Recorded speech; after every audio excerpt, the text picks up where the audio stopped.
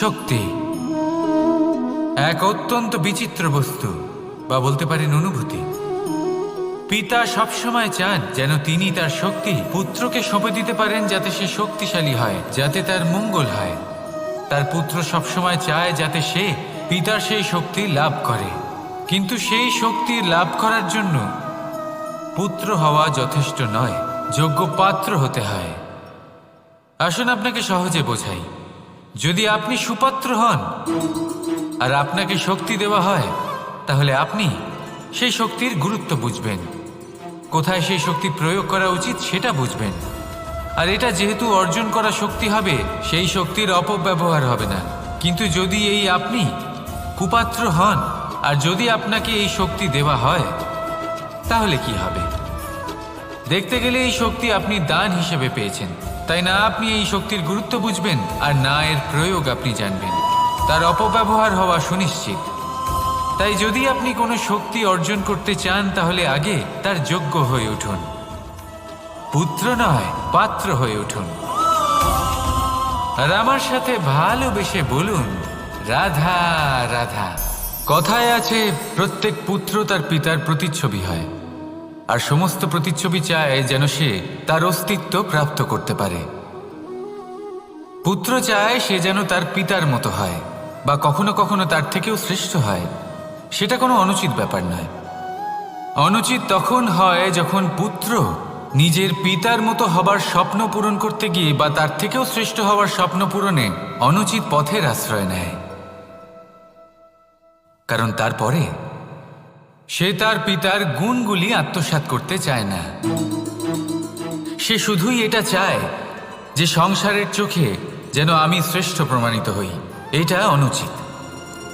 সংসারে এমন অনেক মানুষ আছেন যারা এই কারণে শ্রেষ্ঠ হওয়ার চেষ্টা করেন যাতে তার পরিবারের তার পিতার সম্মান বৃদ্ধি পায়। এমনও মানুষ থাকেন, আর এটাই হলো পার্থক্য উদ্দেশ্যের। মনে রাখবেন, যদি আপনার উদ্দেশ্য শুভ হয় তাহলে পথও শুভ হবে, যদি আপনার উদ্দেশ্য অশুভ হয় তাহলে পথও অশুভ হবে। তাহলে নিজের পিতার মতো হবার চেষ্টা অবশ্যই করুন, তার থেকেও শ্রেষ্ঠ হওয়ার চেষ্টা অবশ্যই করুন, কিন্তু মনে রাখবেন আপনার সংকল্প আর আপনার উদ্দেশ্য এই দুই শুভ হওয়া উচিত। তাহলে আসুন আর আমার সাথে ভালোবেসে বলুন, রাধা রাধা। শক্তি শক্তি অর্জন করা এতটা কঠিন নয় যতটা শক্তি লাভ করার পরে সেই শক্তি সামলানো কঠিন হয়। কারণ যেই মানুষ শক্তি লাভ করে তার মনে গর্ববোধ জন্মায়, জন্মায় অহংকার, জন্মায় জেদ।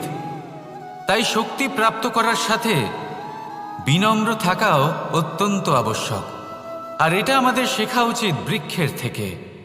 বৃক্ষ যা আমাদের ফল দেয়, বৃক্ষ যা যত ফল দেয় ততটাই ঝুঁকে যায়। আমরা পাথর মারি ওই বৃক্ষের থেকে ফল প্রাপ্ত করার জন্য। সেই পাথরের মার সহ্য করেও বৃক্ষ আমাদের ফল দেয়। কোনো গর্ববোধ নেই, কোনো অহংকার বোধ নেই। আর সেই জন্য এই বৃক্ষের পুজো করা হয়। এটাই হলো মাহাত্ম্য শক্তির সাথে বিনম্রতার। যদি এই শক্তি সৃজন করে থাকে, সাহায্য করে থাকে, সম্বল হয়ে থাকে, তবেই সেই শক্তি উপযুক্ত। আর নয়তো সেই শক্তি একদিন আপনাকে আসক্ত অবশ্যই করবে।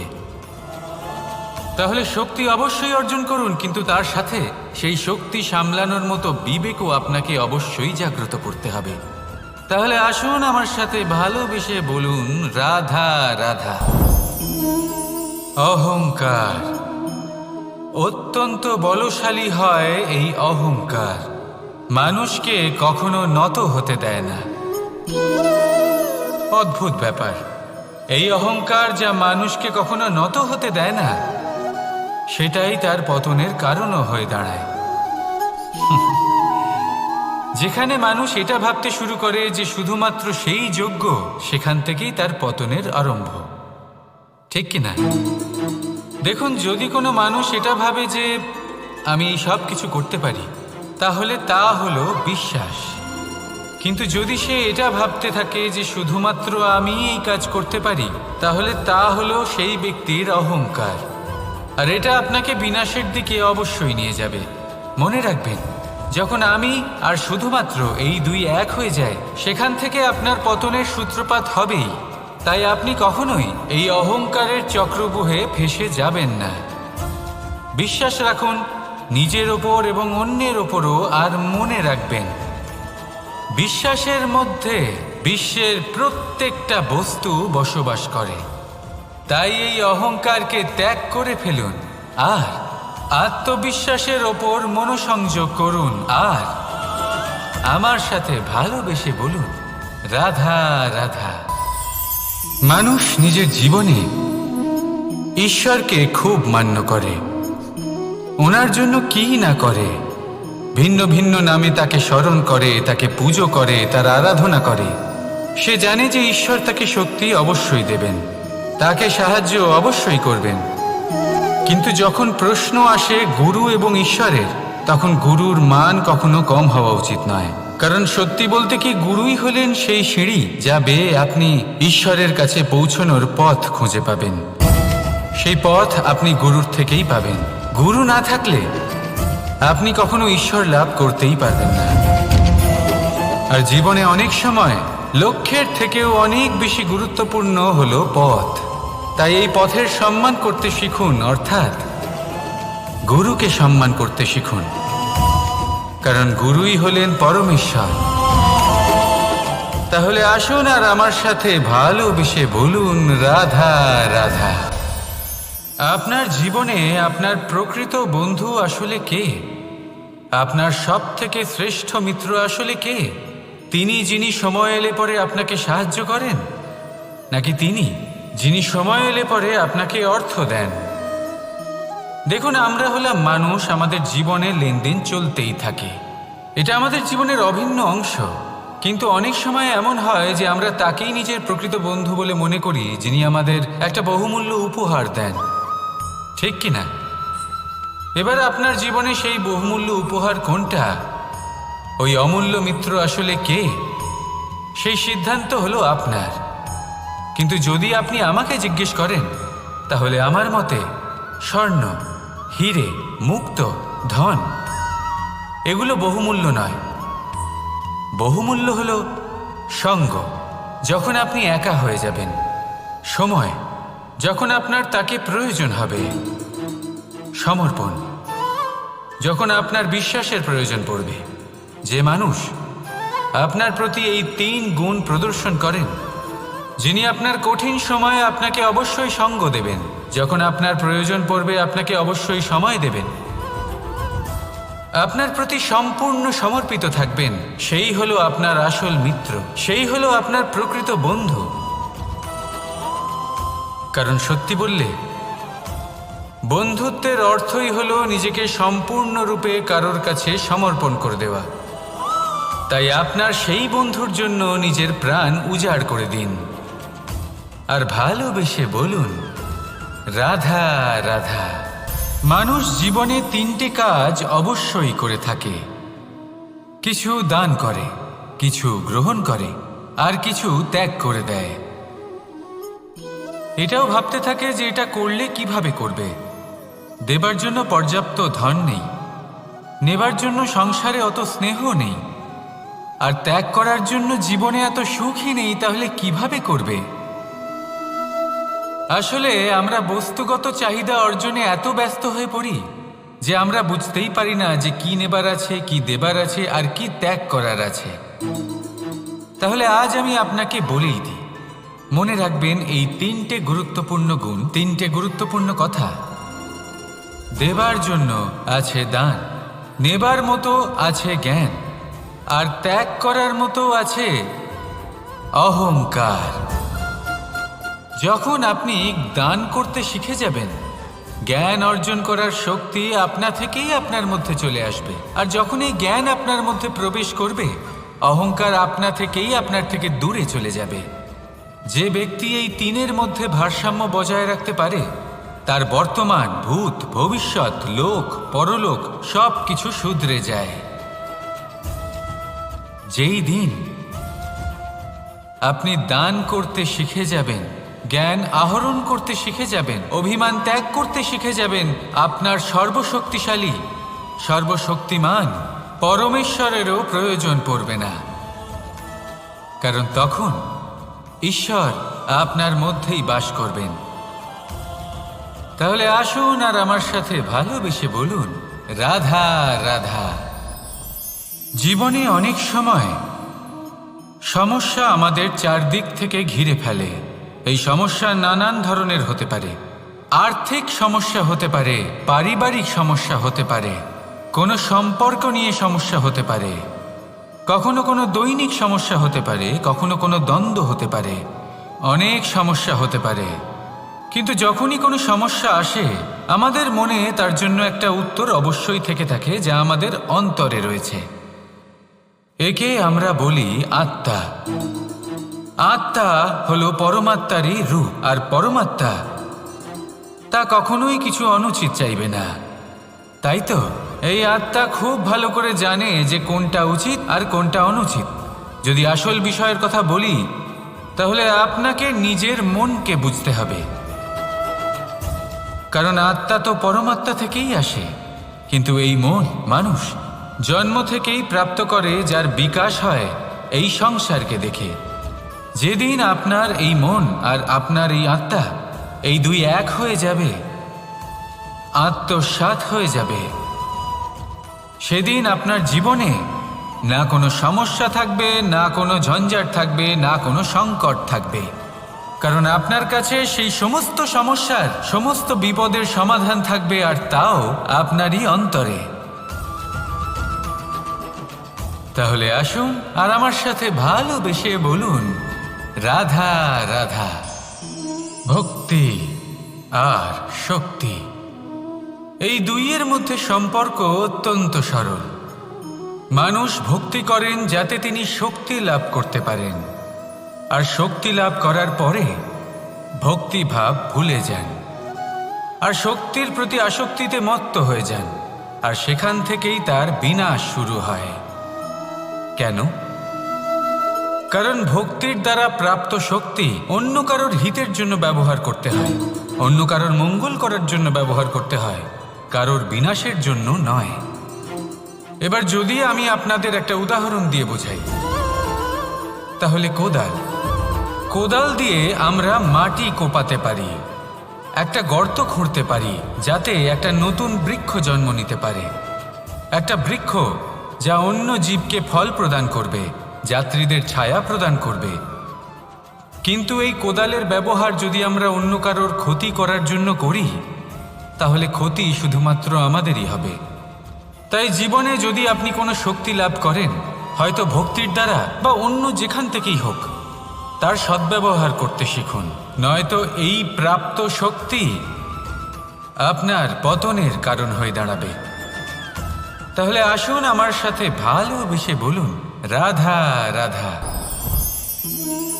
বরদান অত্যন্ত বিচিত্র এক বিষয়, কিন্তু দেখতে গেলে এই বরদান কি না করতে পারে। এক দরিদ্রকে রাজা বানিয়ে দিতে পারে, একজন দুর্বলকে এই সংসারের সবথেকে শক্তিশালী ব্যক্তি বানিয়ে দিতে পারে। কিন্তু আমরা ভুলে যাই এক অত্যন্ত গুরুত্বপূর্ণ কথা। বরদান এই শব্দের শেষে দান লুকিয়ে রয়েছে। এই দান কথাটা অত্যন্ত গুরুত্বপূর্ণ। আমাদের মনে রাখা উচিত এই বরদান আমরা দানে পেয়েছি, আর তাই তার সম্মান করা উচিত, কখনোই অহংকার করা নয়। আর যে ব্যক্তি বরদান পেয়ে অহংকার করেন, তার যা ক্ষতি হয় তা হলো এই বরদান তার থেকে কেড়ে নেওয়া হয়। বর অর্থাৎ শ্রেষ্ঠ, অর্থাৎ বরদানের অর্থ হলো একটা শ্রেষ্ঠ দান, এবং তার ব্যবহার যদি আপনি কারোর ক্ষতি করার জন্য করেন, তাহলে ক্ষতি শুধুই আপনার হবে। তাহলে এই বরদানের সম্মান করুন, উচিত পথে চলুন, আর উচিত উদ্দেশ্য নিয়ে এর ব্যবহার করুন, সব কিছু ভালোই হবে। তাহলে আসুন আর আমার সাথে ভালোবেসে বলুন, রাধা রাধা। পিতা আর পুত্রের সম্পর্ক অত্যন্ত মধুর হয়ে থাকে। পিতা স্বপ্ন দেখেন তাকে পূর্ণ করার সকল সম্ভাব্য চেষ্টা করেন, কিন্তু তাও অনেক সময় ওনার স্বপ্ন অপূর্ণ থেকে যায়। তখন পিতা ভাবেন যে স্বপ্ন উনি পূর্ণ করতে পারেননি, ওনার সন্তান তা অবশ্যই পূরণ করবে। যে স্থানে উনি কখনো পৌঁছতে পারেননি, সেই স্থানে ওনার পুত্র অবশ্যই পৌঁছবে। পিতা নিজের সন্তানের ভবিষ্যৎ নিয়ে সেই স্বপ্ন দেখেন, আর যখন সেই সন্তান সামনে এগোতে থাকে তখন তার দুঃখ হয় না, বরং গর্ব হয়। ওনার ভালো লাগে এটা দেখে যে ওনার সন্তান অনেক উন্নতি করছে। কিন্তু যখন সন্তান নিজের অভিভাবকের শক্তি দেখে, তার যশ দেখে হিংসা করতে থাকে, সমস্যা সেইখানেই শুরু হয়। সেই জন্য সকল সন্তানকে এটা মনে রাখতে হবে, দেখুন, পুত্র হবার সুবাদে, এক সন্তান হবার সুবাদে এটা হলো আপনার অধিকার যে আপনি আপনার পিতার থেকে বেশি উন্নতি করবেন। আপনার পিতাও এটাই চান, কিন্তু সুস্থভাবে এটা করুন। একটা রেখা টেনে নিন যাতে আপনি তাতে এগোতে পারেন আর আপনার পিতার তাতে গর্ববোধ হয়, আর সেই বিষয়ে দুঃখ না হয় যে আমার সন্তান আমাকেই ছোট করার চেষ্টা করছে। ইতিহাস সাক্ষী রয়েছে, যে মানুষ অন্য কাউকে ছোট করার চেষ্টা করেছেন সেই মানুষই ছোট হয়ে গেছেন। আর আমার মনে হয় না আপনি এটা চান, কারণ কোনো একদিন আপনিও কারোর পিতা হবেন। আসুন আমার সাথে ভালোবেসে বলুন, রাধা রাধা। সাথী। সাথী এই শব্দটির ব্যাখ্যা কে কিভাবে করে? মিত্র, সখা, বন্ধু, কিন্তু অর্থ একটাই। তিনি যিনি আপনার সঙ্গী হন আর তিনি যার সাথী আপনি হন। এবার সব থেকে বড় প্রশ্ন হলো এটাই যে তিনি কে হতে পারেন যাকে আপনি আপনার সাথী বলে মেনে নিতে পারেন, নিজের সখা, নিজের মিত্র, নিজের বন্ধু মেনে নিতে পারেন। আপনার সাথী হলেন তিনি যিনি দুঃখের সময় আপনার পাশে থাকবেন, আপনার হাত ধরে থাকবেন। আপনার সাথী হলেন তিনি যার হাত আপনি নিজের সুখের দিনে ধরে থাকবেন। সেই সাথীরই হাত ধরুন যিনি দুঃখে সবসময় আপনাকে সাহায্য করার জন্য তৎপর হয়ে থাকেন, আপনার পাশে থাকেন, আর যাকে সুখের দিনে আপনি আপনার সাথে রাখতে পারেন। আর যখন আপনার সাথে আপনার এই সাথী থাকবে তখন আপনি এটা বুঝবেন যে যখন জীবনে দুঃখ আসে তখন এই দুঃখ কমে যায়, সবার মধ্যে ভাগ হয়ে যায়। আর যদি তখন সুখ আসে তাহলে সেটা সবার উপস্থিতিতে আরো বেড়ে যায়। এটাই হলো প্রেম, এটাই হলো ভালোবাসা, এটাই হলো সঙ্গ। যেমন সম্পর্ক আমার আর রাধার মাঝে। তাহলে আসুন আর আমার সাথে ভালোবেসে বলুন, রাধা রাধা। আমাদের মনে যখন কোনো প্রশ্ন ওঠে, কোনো দ্বন্দ্ব জাগে, তখন আমরা যাই আমাদের গুরুর কাছে, আমাদের আরাধ্যের কাছে গিয়ে জিজ্ঞেস করি। এইভাবেই একদিন আমি পৌঁছলাম আমার আরাধ্যের কাছে, আমার মহাদেবের কাছে, আর ওনাকে প্রশ্ন করলাম যে মহাদেব, জীবনে আনন্দ পাওয়ার, উৎসব পালনের, প্রেম ভাগ করে নেবার, জীবনকে উপভোগ করে নেওয়ার সর্বশ্রেষ্ঠ সময় কোনটা? মহাদেব হাসলেন আর উনি বললেন, জীবনে উৎসব পালনের সবথেকে শ্রেষ্ঠ দিন হল মৃত্যুর ঠিক আগের দিনটা। প্রেম ভাগ করে নেওয়ার সবথেকে শ্রেষ্ঠ মুহূর্ত হল মৃত্যুর ঠিক আগের মুহূর্ত। জীবনকে উপভোগ করে নেওয়ার সর্বশ্রেষ্ঠ প্রহর হল মৃত্যুর এক প্রহর পূর্বে। তখন আমি চমকে গেলাম। আমি বললাম, কিন্তু মহাদেব, মৃত্যু তো অনিশ্চিত, আমরা জানিও না কবে আমাদের মৃত্যু হবে। মহাদেব আবার হাসলেন। উনি বললেন যে যদি আমরা এভাবে জীবন কাটাই যে আমরা জীবনের প্রত্যেক দিন, প্রত্যেক মুহূর্ত, প্রত্যেক প্রহর শেষ বলে মনে করি, তাহলে আমাদের সমস্ত জীবন আনন্দের সাথেই অতিবাহিত হবে। কি বলেন? তাহলে আপনিও এই কথা মনে রাখুন আর আমার সাথে ভালোবেসে বলুন, রাধা রাধা। জীবনে অগ্রসর হওয়ার জন্য আমাদের কাকে প্রয়োজন হয়? মাতা পিতা, বন্ধু, প্রেম, সাহায্য, অর্থ, পরিশ্রম, আশা। ভিন্ন ভিন্ন মানুষ ভিন্ন ভিন্ন বিকল্প চয়ন করে। যদি আমি আপনাকে বলি